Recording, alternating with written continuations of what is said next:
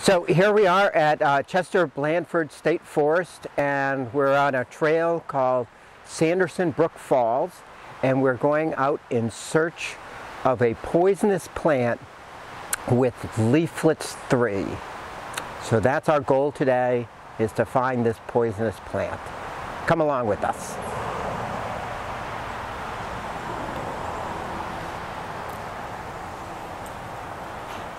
So I bet you thought we were talking about this plant, poison ivy.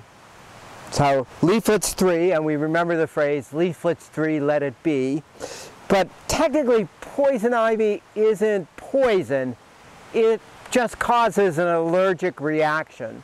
It has an oil in it, urtica oil, which is what causes the allergic reaction in most people. I think more than 75% of us get that reaction. And of course, the more times you get exposed to it, like I am now, the more likely you're going to get a reaction from it. And it's going to cause, you get blisters and a rash. And for most people, that's about it. It can be deadly though. Burning it or ingesting it, eating it, can cause the oils to get into your system and cause more damage to you. And of course, people can have anaphylactic reactions to it. Poison ivy, not really poisonous, does have the 3 leaflets, but that's not the plant we're going looking for today. So I guess on our hunt, we need to know the difference between a leaf and a leaflet. So here is a maple. This is called striped maple. And these are individual leaves. So here's a leaf, and it has a petiole that comes down to a point here where I get a bud. And so the bud tells me that anything past that is a leaf. Okay, so striped maple has simple leaves, 1 leaf. Okay? But now if I turn over here, this plant right next to it is an ash. And if I look at the ash, I see that the bud is way down here. So this whole thing right here is a leaf, and each of these little parts is a leaflet. Okay, so here we have 1 leaf with multiple leaflets, 2, 4, 6, 7 leaflets. Okay, and so that's what we're going to look for. We're going to look for a plant that has 3 leaflets. Okay, 3 leaflets. All right, so let's take a walk and see if we can find that. Okay, so here we've found a plant, and it has 3 leaflets. 1, 2, 3. This is trillium, and you can see that the flower is past, but there's the flower that was hanging below. And this plant meets our criteria, in which it's 3 leaflets, but not poisonous, not edible either, but not poisonous. Okay, trillium. Okay, we've found our plant, and here it is. This is Jack-in-the-Pulpit, or maybe it's Jill in the pulpit. Well, first of all, here we have the 3 leaflets, and we have it on 2 leaves, and between the 2 leaves is this unusual flowering structure. This is the spathe, which is a leafy covering. And then if I flip this open and look inside, I see this structure inside called the spadix. And actually at the bottom of the spadix is where the flowers are. Now notice the different colors here. That's really dark. This is because this flower is pollinated by flies, and this dark color, purplish color on the underside, if you're a fly flying by, maybe looks like a little piece of dead meat, and that entices the fly to come in. When the fly goes in, there are tiny hairs on the inside that push the fly down. And so the fly can only go down into the flowering, into this spathe. As it does that, it'll walk past the flower. Now if it's a male flower, because there are male and female plants, If it's a male flower, there'll be a hole at the very bottom of the space which will allow the fly to leave the flower. Okay, in the process of finding that hole though, it'll wander around and pick up pollen. Now as it leaves, it'll go and it'll find another flower, like maybe this one over here, or this one over here.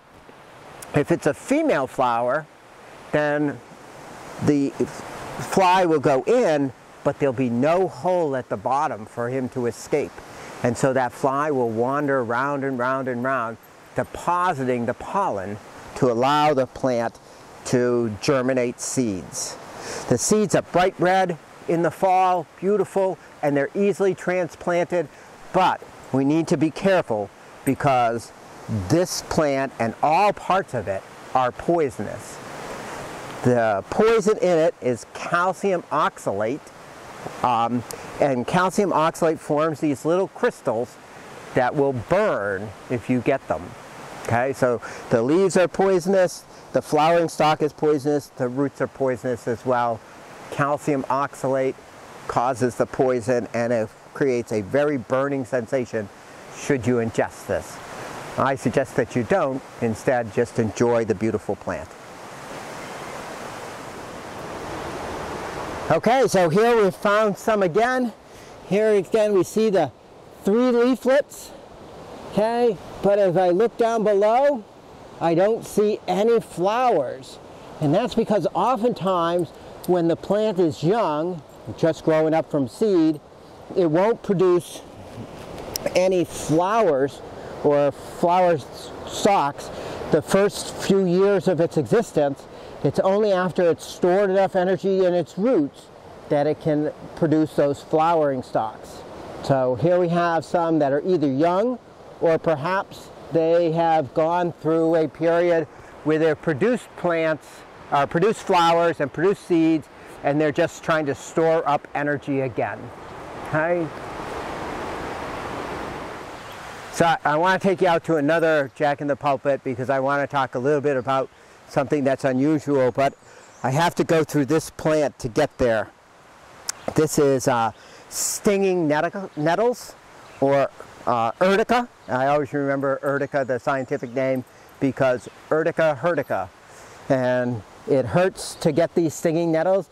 There are some very fine hairs on stinging nettles, and when you walk through them, which I'm about to do, hopefully gently, they'll inject a little bit of histamine and cause a reaction, an allergic reaction, and that allergic reaction will cause itching, or so stinging nettles will cause a lot of itching. It's not harmful, it's just annoying over time. I'm going to kind of walk through here, and I want to come over to this beautiful Jack-in-the-Pulpit here. Here again we have the 2 leaves, and in between we have this beautiful flowering stalk. And I'm going to take a look down here, and when I look down at the bottom, I see no opening, which means that this is a female plant. So a Jack-in-the-Pulpit which lives for many, many years. The rootstock will survive over the winter, and it'll grow, and these plants can live for 50 years or more, and they can change gender. When they've absorbed enough nutrients over the years, they'll turn from a male plant to a female plant. After producing berries, which takes a lot of energy, then the plant might revert back to a male plant so that it can recover. And so the plant can change gender and survive for many, many years. And it's just another remarkable thing about Jack-in-the-Pulpit. Okay, so another way to tell if it's a male or female plant is just to count the leaves. 2 leaves means that the flowers are female inside the space, and there's no hole where they come together. But over here, just a short distance away, under this witch hazel, there are a number of non-flowering leaves, but also here I have a flowering plant with a single leaf. This flowering plant is male. Okay, so a single leaf means male, and when I look down here at the spathe, I see that they've come together, and at the bottom they've left a little hole for that insect to escape. So one leaf, male plants, two leaves, female plants.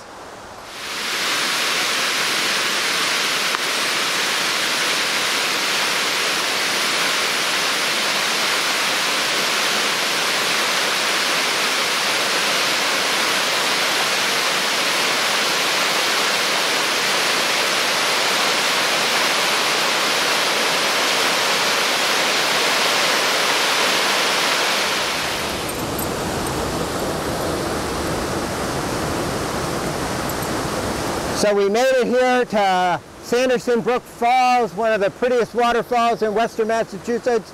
And along the way we saw poison ivy, stinging nettles, trilliums, and of course we saw Jack-in-the-Pulpit. Or was it Jill-in-the-Pulpit?